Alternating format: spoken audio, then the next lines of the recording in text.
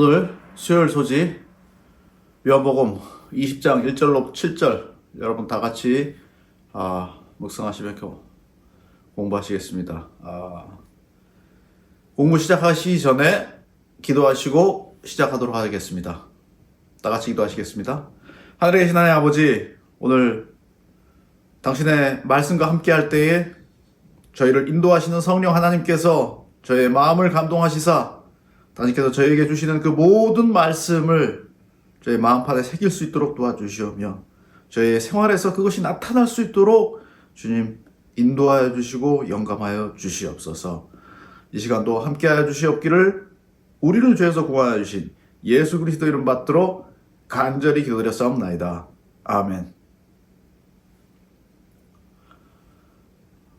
오늘 특별히 이 요한복음 20장 1절로 7절의 말씀에서 대단히 중요한 사건을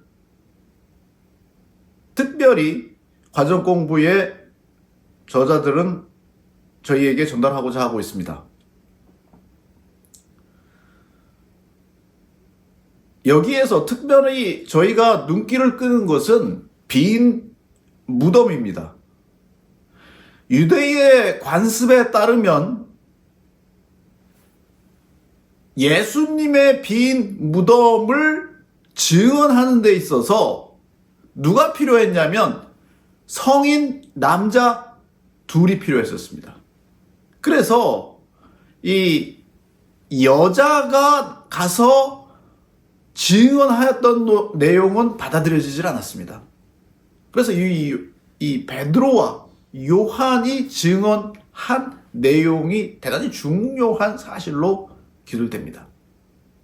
그러나 여기에서 저자는 저희들에게 더욱더 중요한 사실을 말씀하고 있는데 거기에 특별히 예수님의 수위가 잘 개어져 있다는 것입니다. 예수님의 수위는 어떻습니까? 아리마다 요셉이 니고데모와 함께 많은 양의 향유를 부었습니다. 그래서 온몸을 적시도록. 그러나 그 전에 누가 먼저 적셨습니까? 이 마리아가. 이 순전한 향유. 그 향유라고 하는 것은 여러분이 아시는 그러한 이 희석한 향유가 아니고 원유를 얘기한 것이었습니다. 그래서 예수님께서 십자가에 달려 돌아가셨을 때 예수님의 몸에서 은근하게 아직도 며칠이 안 됐으니까 나오는 그 부었던 향유. 그러나 이 요한은 저희들에게 있어서 이 개어진 옷을, 거기에는 무엇을 언급하고 있습니까? 수의뿐만 아니라 이 얼굴을 감쌌던 천을, 린넨을 얘기하고 있습니다. 그 당시에 부자들은 이 얼굴을 감싸지 않았습니다. 왜냐하면은 방부 처리를 충분하게 많은 돈이 들어가는 방부 처리를 충분히 하였기 때문에 얼굴이 변하지 않았었습니다. 그러나 가난한 사람들은 충분한 방부 처리를 할 돈이 없었기 때문에 얼굴이 어떻게 변했을까요? 시커멓게 변하는 것이었습니다. 그래서 그것을 방지하고자 얼굴을 이 린넨 수건으로 쌌습니다. 그래서 얼굴을 싸는 수의가 따로 있었습니다. 여러분, 이 요한복음 20장 1절로 7절은 여기에서 무엇과 함께 이 대조되어야 되는 사건이냐면 요한복음 11장에 나오는 사건과 대조되어야만 하는 사건입니다. 여러분이 요한복음 11장 44절로부터 보실 것 같으면 거기에 어떤 사건이 나옵니까? 나사로의 부활 사건이 나옵니다. 죽은 자가 수족을 배로 둥인 채로 나오는데 그 얼굴은 수건에 쌓였더라. 예수께서 가라사대 풀어놓으라. 너와 다니게 하라. 여러분, 여기에 뭐가 나오고 있습니까? 수족을 싼 것. 여러분, 이 붕대로 온몸을 칭칭 감아서 거의 움직일 수 없게끔 한 것이었습니다. 그래서 이 나사로가 이 나오는 데 있어서 상당히 어색한 그러한 자세로 간신히 무덤가까지 나오게 되는 것입니다. 그리고 거기에는 또 무엇이 있었습니까? 얼굴을 쌌던 수건이 있었습니다. 그래서 요한복음 11장 44절에 나오는 나사로의 수족을 배로 동인 그러한 상태와 그 얼굴을 수건에 가렸던 그 수건과 그 옆에 예수님의 무덤에서 개어진, 잘 정돈된, 깨끗하게 정돈된, 여러분, 나사로는 스스로 수족을 다 풀 수가 없었어요. 여러분, 그러나 예수님의 그 수위는 다 개어져 있었다는 것입니다. 이것은 무엇을 대조하는가? 예수님의 부활과 나사로의 부활이 다른 부활을 얘기하고 있는 것입니다. 사도 바울은 그래서 고린도전서 15장에 예수 그리스도의 부활을 무엇으로 표현하고 있습니까? 첫 열매라고 표현하고 있는 것입니다. 그 첫 열매는 다른 그러한 변화된 몸을 언급하고 있는 것입니다. 여러분들이 이 이사야서 25장 7절을 보실 것 같으면 또 이 산에서 모든 민족에 가리워진 면박과 열방에 덮인 휘장을 제하시며 사망을 영원히 멸하실 것이라. 여러분 7절과 이 8절 전반부에 이렇게 나오고 있습니까? 여기에서 이 면박이라고 하는 것을 이사야서에서는 이 얼굴, 페이스로 유대 언어는 번역하고 있지만 아람어는 여기에서 이 면박을 사람이 아니라 누군가의 인물로 표상하고 있다는 것입니다. 이 인물은 누구인가? 이 죽음을 관장하는 죽음의 사신. 누구를 얘기하고 있습니까? 사단을 얘기하고 있는 것입니다.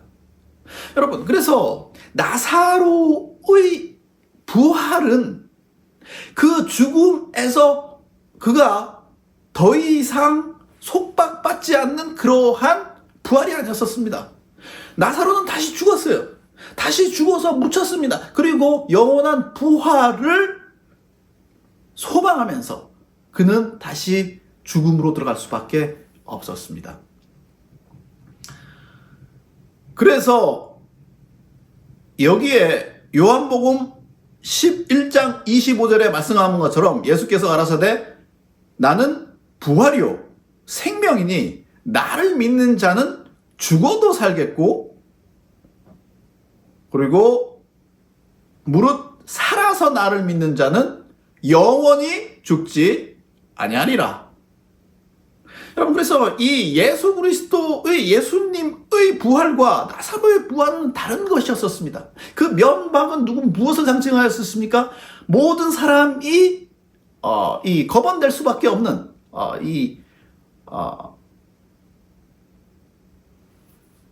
통치받을 수밖에 없는 죽음을 의미하는 것이었습니다. 그러나 그 면박을 스스로 벗어버리신 예수님. 그것을 여기에서 얘기하고 있는 것입니다. 여러분, 고린도전서 15장 51절은 저희에게 이렇게 얘기하고 있습니다. 보라, 내가 너희에게 비밀을 말하노니 우리가 다 잠잘 것이 아니요 마지막 나팔의 순간에 호련히 다 변화하리니 나팔 소리가 나며 죽은 자들이 썩지 아니할 것으로 다시 살고 우리도 변화하리라. 여러분, 예수님의 그 부활은 무엇을 알리는 것이었습니까? 변화된. 여러분, 나사로의 죽음과 부활에 있어서 그 부활은 어떤 것입니까? 여러분의 상태, 여러분이 젊었을 때의 그 상태에서 어떻게 됐을까요? 죽고 그 다음에 그 젊은 상태에 부활로 와서 영원히 사는 그러한 인간된 어떠한 모습으로 사는 것이 아니라 이 인간된 모습은 어디에 속박될 수밖에 없습니까? 이 지구에 속박될 수밖에 없는 것입니다. 이 땅에 속박될 수밖에 없는 것입니다. 그 흙에 속박될 수밖에 없는 그러한 이 삶, 아담은 그래서 조건적인 영생을, 생명과를 먹어야만 영생하도록, 그러나 부활할 때 예수님께서 그러하셨던 것처럼 우리는 다 하늘로 올릴 수 있는, 그 하늘로 올릴 수 있는 것은 무엇을 얘기하고 있습니까? 여러분, 지구를 떠나면 어떻게 됐습니까? 우주복을 입지 않고 지구를 대기권 밖으로 나가면 어떻게 됐습니까? 터질 수밖에 없어요. 인간은 그 자리에서 바로 터질 수밖에 없는 것입니다. 압력에 의해서 터져요. 우리의 몸은 지구를 떠나서 그렇게 살 그러한 몸으로 창조되지 않았습니다. 그러나 부활의 날에 저희 모두는 어떻게 된다고요? 다 변화하리라고 성경은 저희에게 얘기하고 있는 것입니다. 그래서 수백만 광년 떨어진 별들을 여행할 수 있고, 아버지의 보좌가 계신 그곳으로 여행할 수 있고, 물론 그것이 다시 이쪽으로 지구로 내려오겠지만은 저희가 여행할 수 있는 이 공간과 공간을 자유롭게 여행할 수 있는 그러한 몸으로 호련히 바로 이 눈을 깜빡일 때 다 변하는 것처럼 다 변화하겠다고 누가 얘기하고 있는 것입니까? 사도 바울은 저희에게 간증하고 있는 것입니다. 이 고린도전서 15장 53절은 저희에게 이렇게 이해하고 있습니다. 이 썩을 것이 이 나사로는 썩을 그러한 몸으로 다시 부활할 수밖에 없었습니다. 그러나 예수님의 부활은 첫 열매로서 이 썩을 것이 어떻게 된다고요? 불갑을 썩지 아니할 것을 입을 것이라고 여기 얘기하고 있는 것입니다. 이 죽을 것이 죽지 아니함을 입으리라고 성경은 저희에게 사도 바울은 증언하고 있는 것입니다. 그래서 예수 그리스도의 그 접혀진 수위, 그리고 그 죽음의 면박은 예수님 스스로 풀으시고 벗겨내시고 그리고 멸망시키실 것이라고 성경은 저희에게 증언하고 있습니다. 여러분, 그래서 예수 그리스도의 이 부활은 놀라운 의미를 가지고 있는 것입니다. 이 요한복음의 기자, 이 사도 요한은 그래서 이 11장의 사건과 이 20장의 사건을 매치시키도록 이러한 단어, 수의와 면박을 쌌던 그 동일한 언어를 매칭시킴으로 이것을 저희에게 더욱더 강조하고 있는 것입니다. 이 모든 것을 요한은 마치 이 오케스트라의 그 현악기와 관악기와 타악기와 이러한 모든 악기들을 조화롭게 하여서 이 웅장한 음을 낸 것처럼 놀랍고, 그리고 우리들에게 있어서 비유될 수 없는 그러한 많은 것들을 저희에게 보여주는 것처럼 이 모든 것을 저희에게 적고 있는 것입니다.